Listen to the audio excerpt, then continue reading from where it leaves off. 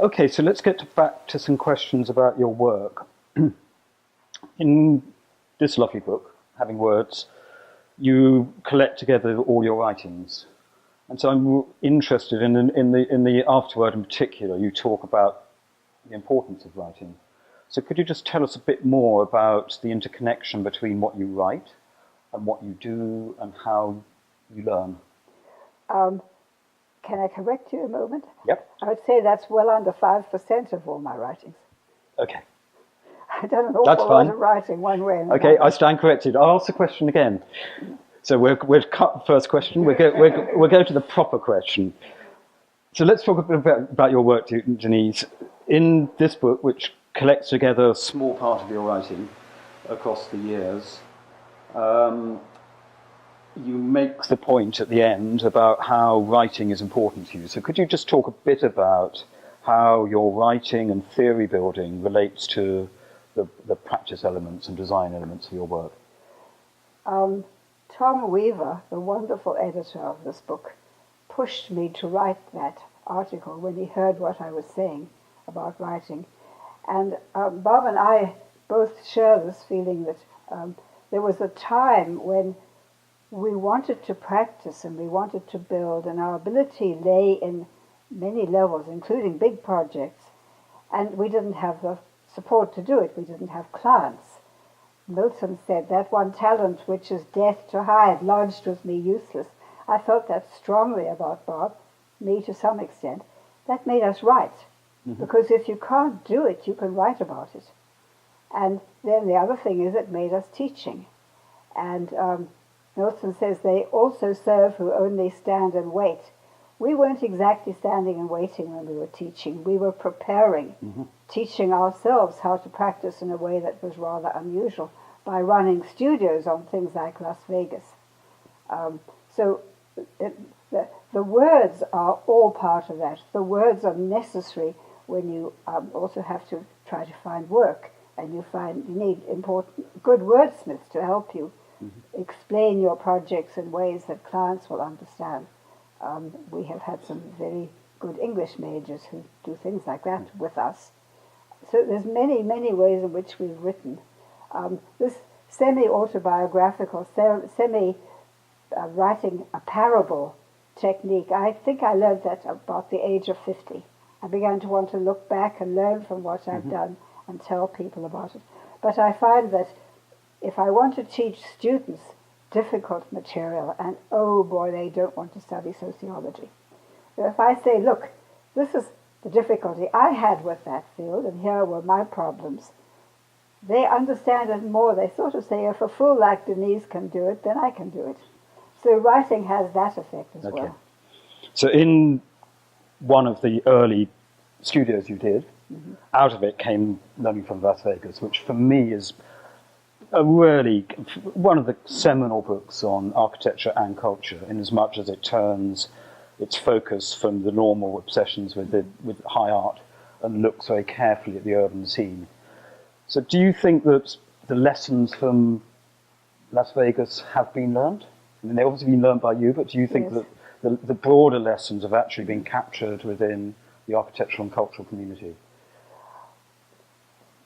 Probably not in the way I would like. I see people going to some of the simpler projects we did, like building coverage along the Strip in 1966, and they'll do one building coverage along the Strip in 1982.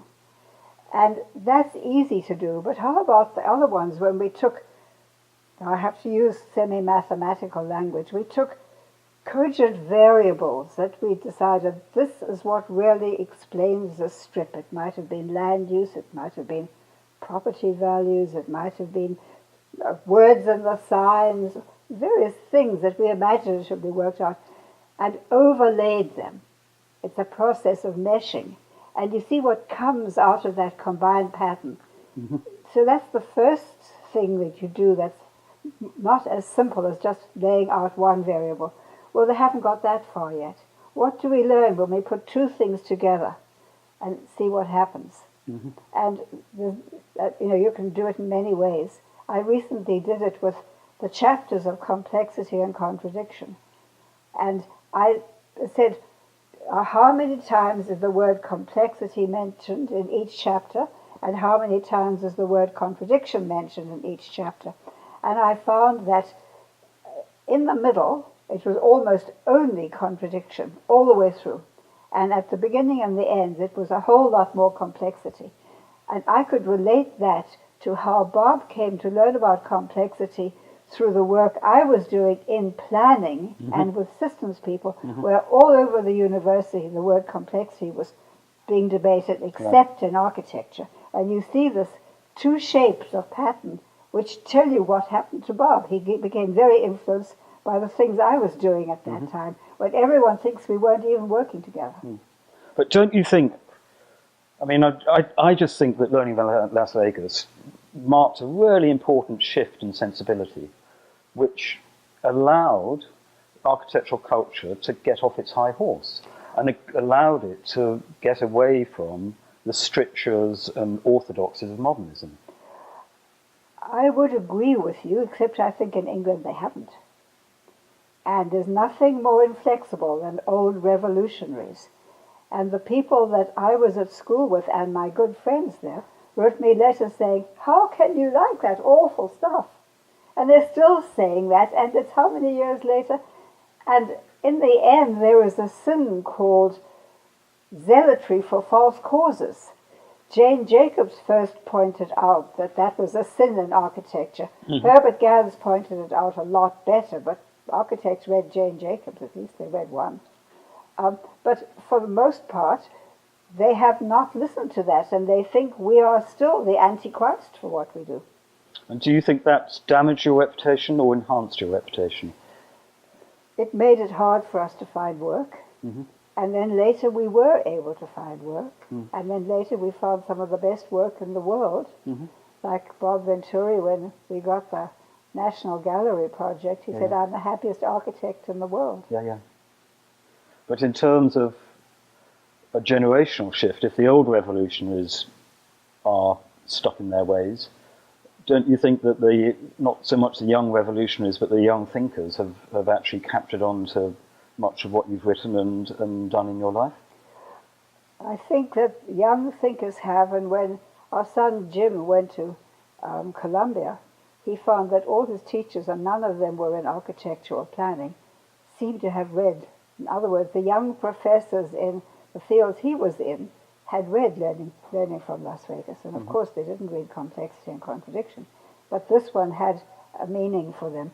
And you see, that was largely due to my African training, which said, what's wrong with, first of all, the way in which we like our landscape, but going on, the fact that African painting, which is beautiful as folk painting, is also being taken up in the outskirts of industrial mining, Johannesburg.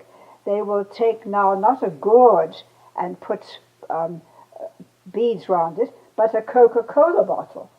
And here we have one. Beautiful. It's fantastic. Pop bottle, soda pop bottle, it's not Coca-Cola, I think.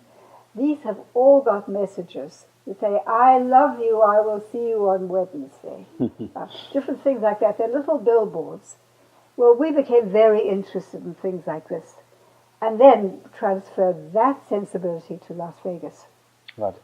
Impure art, communication, and then there's also a rather knowing Coca-Cola executive who was also a South African lawyer, brought us that. He said, I'm sure you will like that. And he was right. Yeah, I like it too. Yes. So anyway, that sensibility grew out of my African heritage. That's fascinating. Yes. You see, I have pictures of my grandmother, and she's 18 and she's in Riga, and she's wearing a beautiful, Gibson girl hairstyle, Edwardian dress with pearls on the lace and things like that. Then the next one, she's in Africa and she's cooking over an open stove with those three-legged pots that came from Manchester. And the houses they live in are African huts in the background. And it's just a move like that in 1903. And so we are ethnics in the wilderness. And the whole feeling of my mother had for Africa is very much part of what I am too. And then it goes into saying it's not just the folk art, it's not coming from Germany, which many people did in the 30s, refugees, and they discovered Africans and they began to be like Gauguin, see, the noble savage and all of that. Just some of them were socialist and they drew laborers laboring in the mines. And then we discovered, we had a Dutch Jewish art teacher who said, you won't be creative unless you paint what you see around you.